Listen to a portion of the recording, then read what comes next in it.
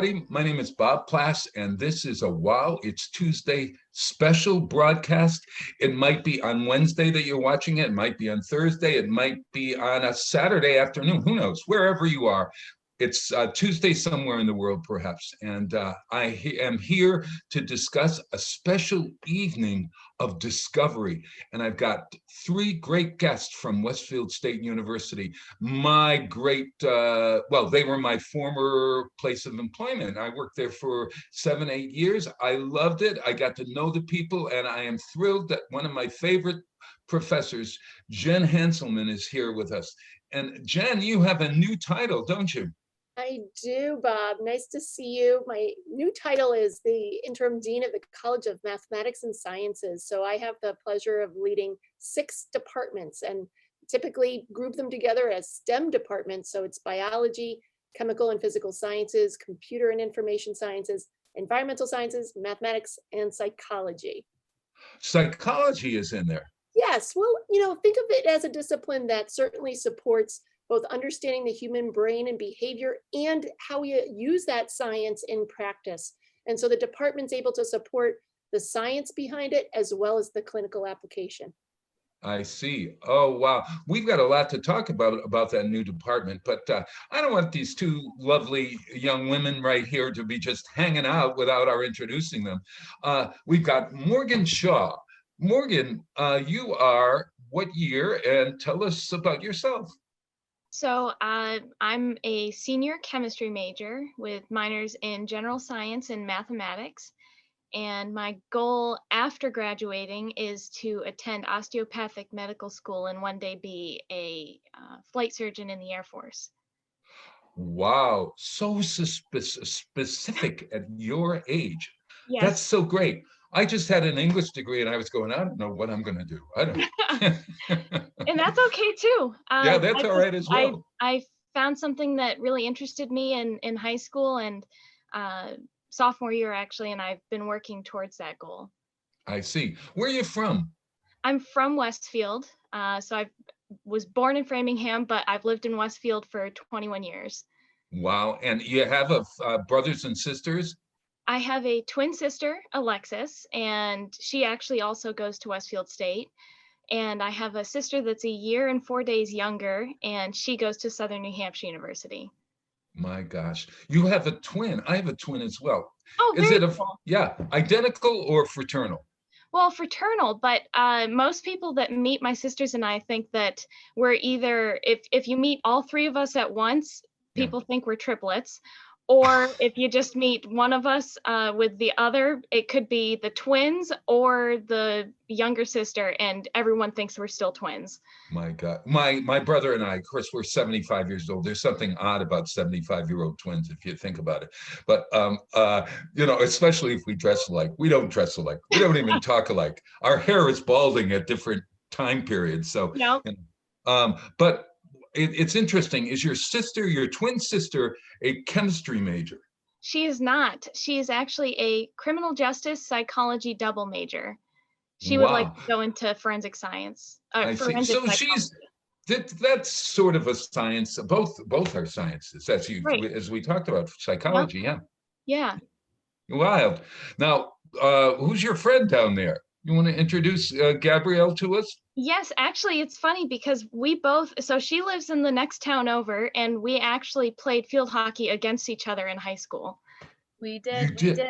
Yeah. I don't know whose team was better, but I don't know. Who won the most games? Do you remember? Honestly, I feel like West Side and Westfield were pretty equal. It was usually a very competitive game. Yes. Fun, too. Yes. Fun. You still do that at Westfield State? I don't. Gabby, did you start out or lacrosse? Yeah, I played lacrosse my freshman year at Westfield, and then I picked up my double major and decided it was too much work to be playing lacrosse at the same time. Where are you from? Is it Southwick or? I'm from West Springfield. West Springfield, right across the river there. Oh, wild. And what are you majoring in? I am a computer science and mathematics double major, and I'm actually the first one at Westfield to ever attempt the two together. You are history in the making? Yeah, I'm trying. My gosh. And have both of you had Professor Hanselman? at any point? No, I've only been associated with her through being a student representative. I see. And how about you, Gab? Yeah, same thing. Wild. Yeah. Well, I gotta say, as representatives of young college women, young college students, you are both, wow, stellar, stellar, stellar, stellar. Would Thank you you so agree, much. Jen? I absolutely, these two ladies are rock stars in their departments, and wonderful advocates for higher education, women in STEM, and just overall their passion and way to support one another and community building is just such a strength. And so I love working with both of these wonderful students and the entire group of College of Mathematics and Sciences student representatives. They've been really supportive in our communication with the public, STEM literacy, and events like we're planning now. Well, why is it important to have student representatives, especially women, in STEM? And I suppose we have to start that by saying what STEM is, and then go on to say why it is important, if you could, Jen. Absolutely. So STEM is an acronym that's science, technology, engineering, and mathematics. And we tend to put those all together because they have a common theme of inquiry, critical thinking, hands-on learning, and process skills. And so the idea of STEM is really to help support and understand the world around us, to build technologies for the future and help humans really be sustainable in our lives and really sustain natural processes and ecosystems. And so the disciplines within STEM, we certainly want to broaden participation. We've known historically that STEM has issues with really attracting and maintaining a diverse population. And we want to continue to create an accessible, affordable education so anyone can certainly have a STEM career if they want one. Wow. And you really work on STEM because I see here you are the National Regional Manager of I'm the STEM education. Is that Well, correct? It's the Massachusetts, the Commonwealth of Massachusetts STEM Advisory Council established 9 STEM networks across the state. The Pioneer Valley STEM Network is the 3 counties, so Hamden, Hampshire, and Franklin. And I'm the regional manager for the Pioneer Valley STEM Network. And Westfield State University is the lead institution. And what that means is we serve as a hub for K-12, higher education, industry, community partners, to really broaden, again, that participation in STEM and enhance STEM literacy in all that we do. Well, I'd like to ask both Gabby and Morgan, why STEM? You know, when I was in school back in with Abraham Lincoln, I was not so good in sciences. I was an English major at the Holy Cross, only out of default because I really did not do well in math. I mean, I was okay in math. I could add and subtract. But science was not one of my best fields, and I ran from chemistry. I ran, in fact, I'll tell you how bad it was. I was required to take a science at Holy Cross. And you know what I took? Rocks and stars. Oh. And you know why I took it? Because the professor was supposedly was easy. And rocks and stars, I said, what can they tell me about a rock? What, you know, stars, obviously, you know, et cetera, et cetera. So I'd like to hear your stories as to why you came to STEM. So I have kind of always gravitated towards the STEM classes. But specifically in high school, I had a wonderful chemistry teacher, Ben Hatch. He actually graduated from Westfield State, and I just fell in love with chemistry because he was so enthusiastic about it. And that was my junior year, and that's kind of when I decided that I wanted to pursue a degree in chemistry. 1, because I enjoyed it, and 2, because I knew that chemistry could lead me into all different kinds of fields. Were you good at English and all of the other things, I tend to think that scientists are good. They're like Renaissance people in a way. Yes, I did get A's in most of the classes that I took. I bet you did. How about you, Gab? I have honestly always loved English and history and science and all of those types of classes. And so I actually applied to Westfield undecided. I didn't have a major, and I ended up in a variety of classes my freshman year, from economics. I was in a criminal justice class, I was in intro to coding class, and I was also in calculus. And I actually fell in love with my calculus class, and I also fell in love with my coding class. And I knew that at Westfield, I could major in computer science and minor in math, and that minor would come automatically. But my professor, Flaron, Dr. Flaron, Oh, I actually, do know. Julian Flaron. yes, Incredible. he was like, Gabby, if you don't double major in computer science and math, I think you'll regret it. And I think that was the best decision I've ever made to this date. Do they complement one another? Yes, absolutely. A lot of my classes double dip. So machine learning, for example, is a computer science class, but it has a lot of math aspects to it. So I kind of got it to count as both. Uh-huh. Jen, as far as the number of students in, let's say, the STEM programs at Westfield State, and both male and female, I'd like to hear those numbers because when I think of scientists, I probably can name two female well-known scientists, Madame Curie and Nettie Stevens. And I know Nettie Stevens because she's connected to Westfield State, right? But let's hear about the dynamic of STEM education at Westfield State. Absolutely. So, I mean, the first strength of it, and you brought this up, and before I get into the numbers, Bob, is the value of a liberal arts education, the writing, the history, all of that is so important. There are transferable skills from science and math into other fields, and vice versa. Scientists do need to have to be great communicators. They have to be able to understand how history is built upon for innovation. So we certainly need to have those perspectives. And so that's the value of that liberal arts education. And the students within the STEM departments, there's approximately in the College of Mathematics and Sciences under 1,000 students. So around 900 total students in that area. And it certainly varies by department. The percentages we're really proud of in certain areas, and we need to do more work in others.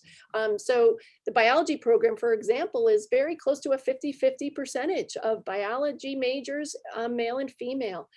And another effort that we really have to commit to is diversifying our faculty and staff. And so we're really, through the AAAS, which is the American Association of Advancement in Science, Sea Change Initiative, we're working nationally to get resources and learn more about how to support students and faculty and staff in areas of STEM and really work to broaden that participation. And so our faculty hires over the last couple of years have been over 60% of those hires were female. Unbelievable, unbelievable. Who's your favorite female scientist? Jen, I'd love to hear this. Wow, Bob, that's a great question. Somebody who really impresses you. Well, you know, I will have to say probably there are so many that I've read about over the years because like you, I wasn't introduced to them at a young age. No. And so I've, certainly paid attention closely and, Katherine Johnson, we've learned about so many people recently that have really made a mark on science. But one that really that stuck out to me as I was learning about DNA and DNA discovery was Rosalind Franklin. And, she, in the race for the double helix and really understanding the structure of DNA, she was one that contributed so greatly to Watson and Crick's model, but really didn't get the recognition she deserved. And so she's inspiring to me because she was such a contributor and she led a pathway. She broke that glass ceiling. And I think because of that, female scientists have been able to really begin to achieve great things. When did she live, Jen? She was back in the 50s, and unfortunately, she died before she could be awarded the Nobel Prize. And so they don't award it posthumously. So unfortunately, she wasn't recognized officially for her role. Yeah. Can I ask Morgan and Gabby, do you have anyone that's a model for you?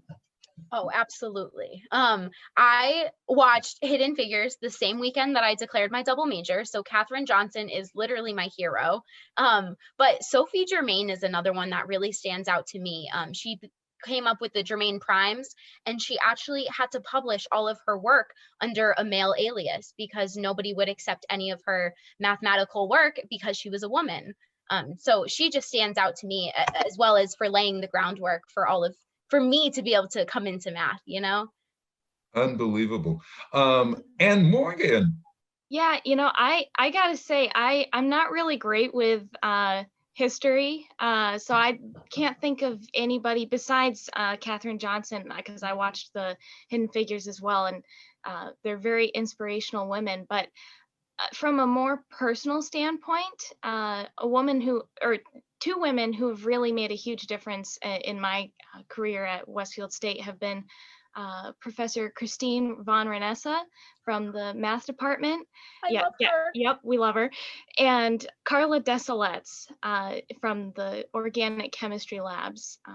Actually, her husband is a doctor at Bay State, and both her and her husband were in the Army, and she has been such a great mentor, giving me advice on my desire to pursue military medicine because her husband was an Army doctor.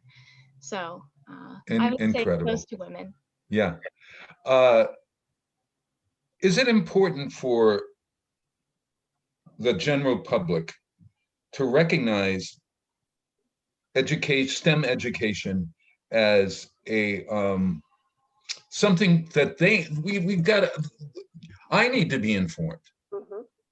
If you're a grandparent or a parent and you don't know anything about the sciences and you're only looking at it from Hollywood's point of view, Mhm. or whatever, I mean, you really need to know that. And how do we do that? How do we inform our public? Because I think your evening of discovery is probably going to lead people right there to want to know more. Absolutely. I think it's our role as scientists to ensure that we are contributing to the public's understanding and debunking myths and misconceptions about really current events and issues that are around us in society. I think it's really our responsibility to be an educated citizenry. So how do we do that in STEM? And I think it's about communication. It's about building partnerships across all levels. And that's where our role in the Pioneer Valley STEM Network is so important, because we're going to the schools, we're interacting with young children, and we're interacting across this whole suite of both formal and informal education. Our partnership we value with the Springfield Science Museum, and how we can begin to build activities and learn from one another as we communicate with the public. Now more than ever, if we think about the COVID pandemic and what we need to know about vaccines, think about climate change and sustainability and ecological restoration, all these really important issues that are on, and environmental problems that are around us, STEM literacy is important more than ever. I am excited about Evening of Discovery. Mm-hmm. So who wants to tell me about this evening that we're all going to hopefully attend? And it's a virtual evening, I think. It is virtual. I'll start, and then I'll send it over to Morgan and Gabby to talk about the departments. And so just from an overall perspective, the Evening of Discovery, we're happy it's virtual because we had to postpone it last year due to the pandemic. And we really didn't want to miss another year, another opportunity to really showcase the wonderful work of our students, faculty, and alumni who have really come through Westfield State. And so the evening is part, obviously, discovery of all these departments and research areas that we have at Westfield State, and part fundraiser. And so it's an exciting fundraiser. We're going to take 2,000 golf balls, put them in a helicopter, and have the helicopter drop 2,000 golf balls on beautiful Toccoa Golf Course. And the closest one to the pin will win at least $5,000 cash prize. And we have a few other cash prizes as well. So we're going to be giving away at least close to $10,000, if not even more, depending on how many balls we sell. And we're looking to sell balls and support STEM education. So all funds that we raise on this evening will go towards undergraduate research or student scholarships. So all of it's going directly back to these students just like Morgan and Gabby. It's called the Newton's Law of Gravity in Action event. Well, Let's see how they do. right. Well, Newton's let's Law see of how Gravity. Now let me think. There's an apple in a tree and it falls to the ground. Correct. And we're Is going that to. all I need to know? That's all you need to know, Bob. That because of Newton's law, we know those golf balls will hit that ground. And so we know that your ball, Bob, if you buy one, it has a chance of getting close to that pin. What are my chances, Gabby, do you think? Oh, Is there a way to do it mathematically? Probably, but I'd have to count all the golf balls and figure out how far they end up landing. Gotcha. But there may be a formula out there. I bet there. What do you think, Morgan, on that one? Well, I would say there's at least 1 in 2,000. So because I think it's just 2,000 balls, right? Just 2,000 balls. Yep. But if you buy more, which Newton's special is 6 balls for $500. So you get all free. I see. So you could get a group of people to increase your chances here. That's what my family's doing. Oh, it's a great idea. It's a great idea. Now, are you guys, this benefits scholarships? Yes. Have you benefited from a scholarship or two, either one of you? Yes. Yep. In high school, I got the John and Abigail Adams scholarship, which is free tuition to a state school. So as long as I keep my grades up, and I have, then you get that each semester. And last year I applied for the Massachusetts High Demand Scholarship, and I got that too. So that was awesome because it was $5,500. Wow. I've also gotten that scholarship too the past couple of years. Really, Gabby? Oh gosh. It's such a help when you are education is a lot of money. It's not like when I went to school, probably not like when Jen went to school, although she's much younger than this old guy. But I think that that scholarship so that you don't have to worry, that you just are there and you're focused on your work, right? Right. And I don't know about you, Gabby, but I had already paid for the semester. So then I got notified of the scholarship. So it was retroactively applied. So that was nice because I wasn't expecting it. Yeah, I got a lot of money back. Oh, yeah. Yeah. At the Westfield State University, the Westfield State Foundation, I guess, is responsible for those scholarships. Am I right? Talk about your relationship with the Westfield State Foundation, Jen. The Westfield State Foundation is such a wonderful organization that supports our students. Their mission, just like Westfield State University, is the mission of our students, and they find ways to really support students in need, and scholarships is one of those ways. And so it is my honor and privilege to be able to work with the Westfield State Foundation, who is hosting our Evening of Discovery this year. And every year, and during the semester, the support is wonderful. I can pick up the phone and call and let them know of a student issue, and we're able to help work through financial hardship for our students. We do not want any student to not receive an education due to a financial hardship. It should be accessible to all. And that's one of the ways that we really believe that this event will help students moving forward. We know that they'll get the education they need, the support they need, and it's one of actually our rankings. We were recently ranked #1 in the state and #4 in the country for our environmental science program, partly due to accessibility and affordability and quality of the program. So, we have strong programs, and the students are coming, and we hope to continue that for years to come. much to be proud of, and the Westfield State Foundation is as important as the college departments are. I would think, because they make it possible for the college to really help its students. Right, they absolutely do. They help the students make it happen. And the entire university, that whole university community works together with the goal of students. When I arrived at Westfield State 13 years ago, that's the first impression I received, was student focused. And it was a way for me as a scientist to come in and as an educator to be able to teach and work with students on different research projects. So it was a wonderful balance. And that balance and working with others on campus has been really rewarding. Yeah, it's interesting how times change. When I was in school back in the late 60s, early and late 60s, and then I got my master's much later. I got it in social work, to tell you the truth. You've got a great department of social work at Westfield State. And but early on, I cannot tell you much about my professors. I don't think I had interactions with professors other than taking blue books and complaining about a mark or trying to come up with an explanation while I wasn't in class or something. Later, during my time, I went to Fordham in their social work program. I discovered that the biggest resource for me was the relationships that I had with my professors. And I was older at the time. I was in my 40s, of course, so I had a different attitude toward education. But that relationship with the student and teacher, the student-teacher relationship, Yes. you know, you spoke about it, Morgan. Are there any other professors, Gabrielle, that you might want to note? Yeah, well, Dr. Flaron has been a huge part of my becoming a math major. And Dr. Vorwerk, actually, Dr. Karen Vorwerk, I've been working on some independent research with her as a part of my senior honors project.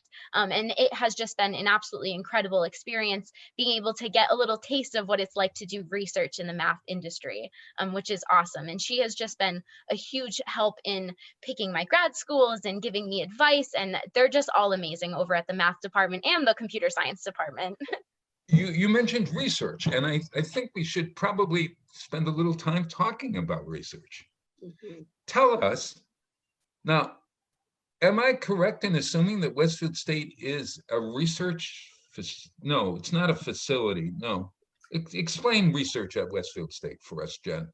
Sure. And so Westfield State University it's a teaching institution, which means that, you know, we use discipline standards and employment data and jobs and employer feedback to really build our programs. And one thing that we've learned is a way to support our students in a very competitive, vibrant workforce is to ensure that they have those skills. And part of that skill development and process skills is doing research. And so in the sciences and creative activity in the arts and humanities. And so those pieces of experiential education are really critical for our students' success, both academically and professionally. And as Gabby mentioned, it's not just mentorship in a particular research question. It's more than that. It's mentorship in their professional growth and communication skills and their writing skills.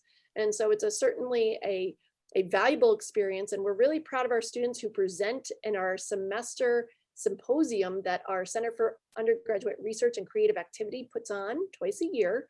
And so they present on campus virtually this time around, but certainly we welcome them back hopefully in the fall for an on-campus presentation. And they also present regionally and nationally. We've had students present at national conferences with their faculty mentors on their research projects. We've also had some students who have actually published papers. So they've been in scholarly journal articles, peer-reviewed journals, publishing their undergraduate research. And that is a wonderful resume builder. It's something that they'll always take with them. And it really provides that leg up looking at the job or graduate school application process. Does each one of the STEM programs have a research component to it? So all the STEM majors, so the biology, environmental science, chemistry, they all have that research capstone project. And then others have capstone experiences that vary. So in computer science, there are capstone experiences, research projects as well, and as well as in psychology. There are also, if a student was going into a clinical, they go into a practicum site. And so the other part of really development for our students are internships, clinical experiences, and practica experiences as well. And so they get the on-the-job training and networking through those experiences. So they get a couple different mentors, right? They have the faculty mentor on campus that helps support the project. And they also are in a workplace where they're getting even more experience with an on-site supervisor as well. And so those experiences are all part of the College of Mathematics and Sciences and across the institution. Wow. Well, we've got to find out about your research, Morgan and Gabby, as well as maybe your experience in the community in a practicum, I guess is what they call it, practicum situation. Yes. So Morgan, let's start with you. Tell us what your research has entailed. So last year I had the opportunity to do a bit of research and then a presentation at school on hypobaric hypoxia and its implications on flight training. Wait a minute. Basically, it's lack of oxygen due to high altitude. So as you, like if you're in a plane, the flight attendant usually says to put your mask on before helping others. And that's because at 35,000 feet, you only have 30 seconds, if I'm remembering correctly, 30 seconds of useful consciousness. And that can come and go very quickly. So if you don't put your mask on first, you potentially couldn't help anybody else. And then this year I'm doing. So that explains that. I never knew. Yeah, they should tell people that because it's interesting. Yeah. And then this year I'm doing some more research in a different area. It's actually the chemistry behind cherry cordials. And wait a minute, is that something I'm drinking before dinner or after dinner? It's a candy that you're eating probably after dinner. Cherry? Okay, so tell me again. So a cherry cordial is it's a cherry that is covered in chocolate, and when you bite into the candy, there's liquid that also comes out of it. Yeah. And I had heard of them before. I'd had them before. Didn't realize that I was eating chemistry, but it's really cool because the fondant that gets wrapped around the cherries has an enzyme in it that over time breaks down the fondant into this liquid. It's very cool stuff. So when they make the cherry cordial, it is actually solid or more solid than when we receive it? It's actually the consistency is like if you bite into a peppermint patty, Yeah. it's the fondant that's on the inside, the white stuff. That's how the liquid part of the cherry cordial starts out as. But because it has that enzyme in there, it breaks down the sugar into glucose and fructose. My God. Did It's you make very your cool. own cherry cordials in part of your research? I sure did. And it was definitely a great excuse to eat candy in class. But with COVID and everything, I've actually been doing all of these experiments at home in my kitchen, well, my mother's kitchen, and reporting to my professor via Zoom. And it's been really cool because yes, it's great to be in an actual lab. Westfield State has amazing labs, but it's also cool to be able to do it in your own kitchen. Because I'd like this kind of experiment to be given to like my cousins who are 12, because it is cool and it's something that people who are younger could enjoy. I wonder if the makers of cherry cordials, there are, I'm trying to think, there's one famous one that I always see in those airplane places. I think it's Queen Anne's or something like that. Yes. would you submit your research to those so they might be able to use that in a marketing campaign? I mean, like the very idea that a cherry cordial is part of a science research project Right. and teaches something in the process. Yeah, I hadn't thought about submitting it to an actual candy making company, but it's actually cool because there's different ways of making the cherry cordials. You can either use the enzyme, which is what I'm doing because I'm studying how it works, or you can soak them in liquor. I Oh, did I like that one. yeah, I did not want to do that one, but Yeah, it's very interesting. amazing. Gabby, do you have any questions about Morgan's research that you might want to ask? How many cherries did you get to eat, and do you have any left over? So I have one more round to make because I've basically boiled it down to what the ideal time frame would be for waiting for them. And so I have to make some more. I have probably eaten like five. Excuse me, wait. Wind it up. That's okay. I've probably eaten about 5 cherry cordials. My dad, maybe more than that. But I had each one of my family members got to try it because I would break one open each day to see what the progress was on the inside. So I was like, okay, who's next on the list? Uh-huh. Wild.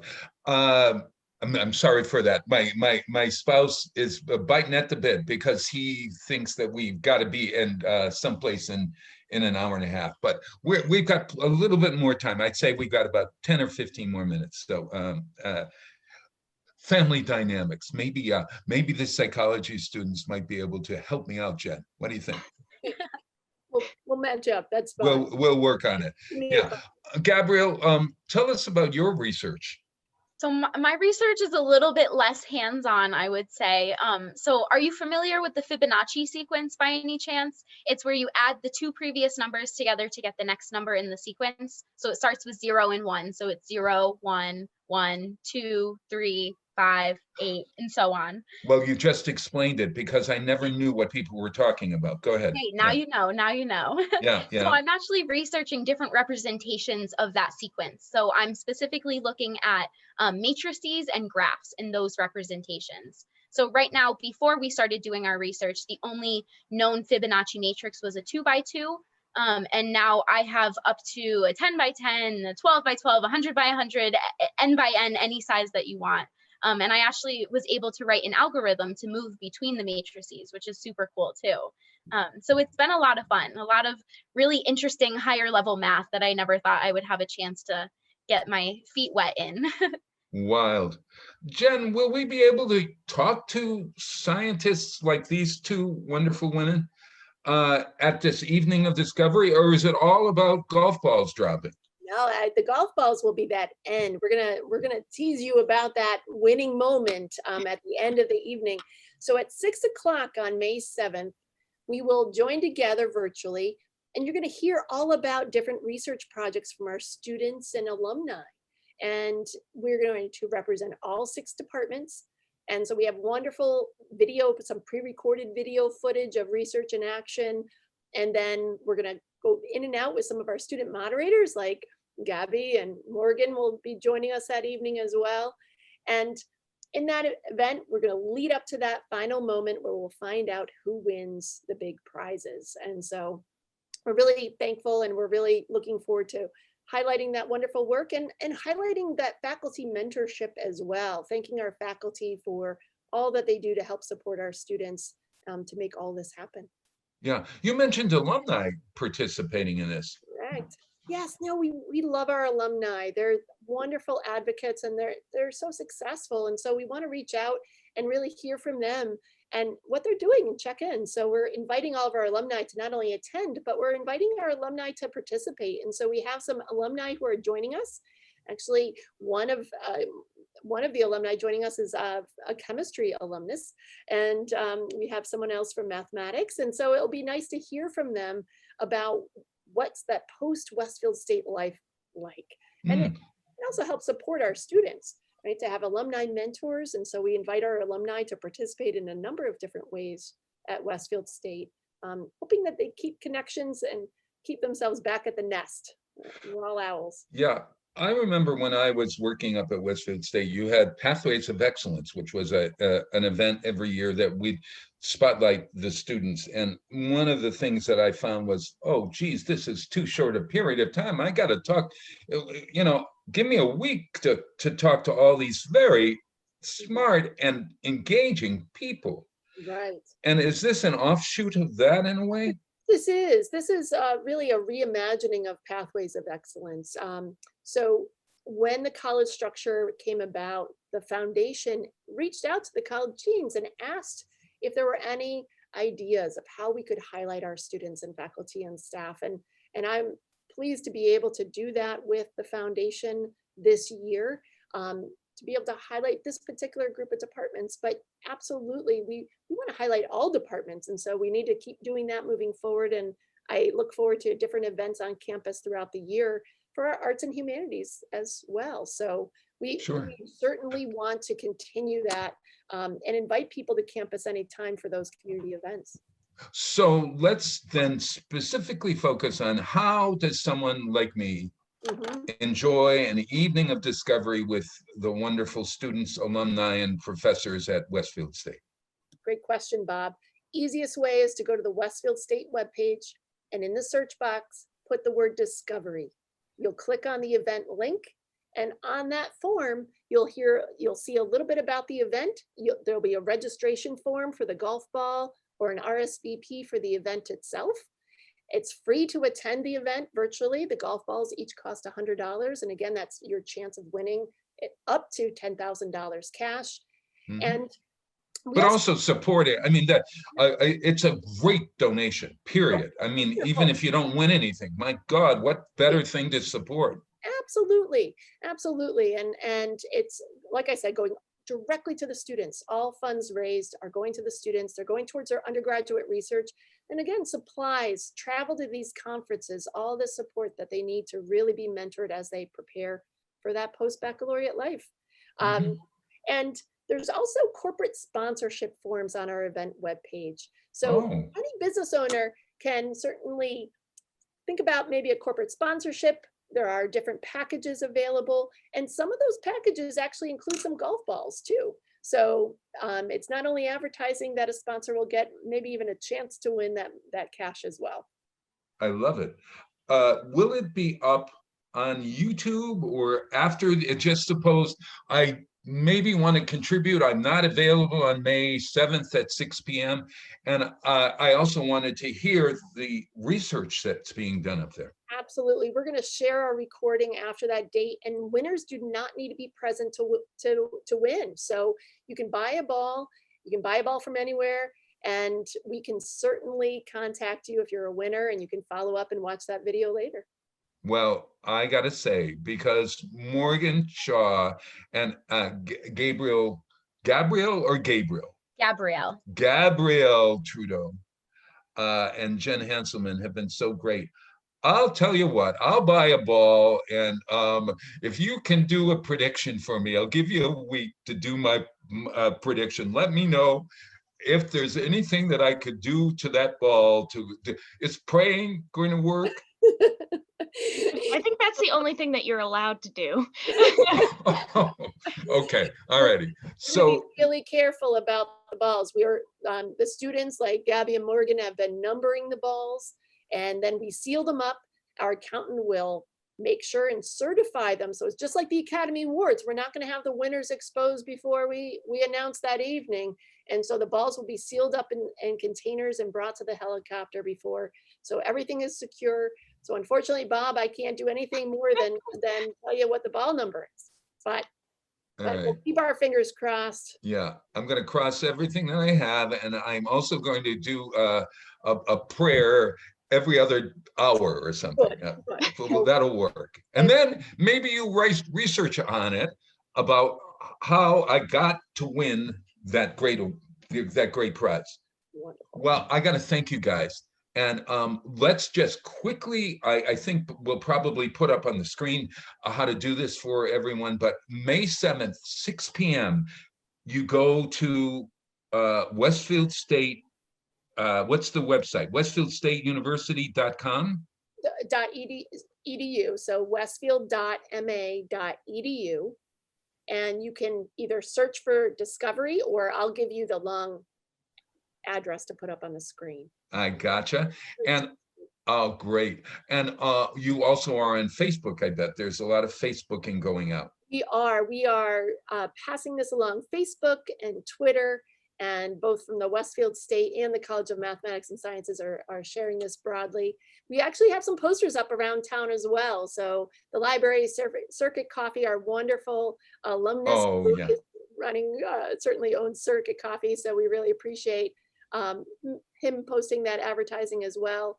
Dunkin' Donuts and the Shortstop Bar and Grill. So we have postcards, we have rack cards. So if anyone needs any of that, I certainly will provide that anywhere. Drive to you if you need. Terrific. Hey, and let's tell you this. I'd love to have you come back on a Tuesday, maybe on Westfield and Weekend Show or something. Maybe we could do a regular feature on the research scientists of Westfield State. That would be so interesting. And you're both going to stay in the area, Morgan and Gabby. You're going off to school, both of you probably. Yes. Yeah, I'm not sure where yet. I've Right. narrowed it down to 2 schools. Oh, good. Where are they? RPI, which is in Troy, New York, and Right. UNH, which is in Durham, New Hampshire. Wow. All righty. And how about you, Mort? So I'm trying to get into the University of New England College of Osteopathic Medicine and Lake Erie College of Osteopathic Medicine. And then beyond that, I guess I'd be going wherever the Air Force sends me. Wow. And I'll see you both at the Nobel Prize Awards in maybe 10, 15 years or so. Fingers God, crossed. Okay. Well, fingers crossed. Listen, thank you very much, everybody. And I hope you enjoyed the show. You can YouTube it. It's archived at YouTube, and it will be on soon on WCPC, as well as on our great radio station, WSKB 89.5 FM, which is in association with Westfield State College. We're in association with Westfield State, so we love that. Listen, thank you. Have a great rest of the year, and hope to see you soon. And good luck to you on your golf balls, but I'm going to win. Oh gosh. All righty. Thanks, everybody. Thank See you next time. Yes. Bye-bye. Bye-bye.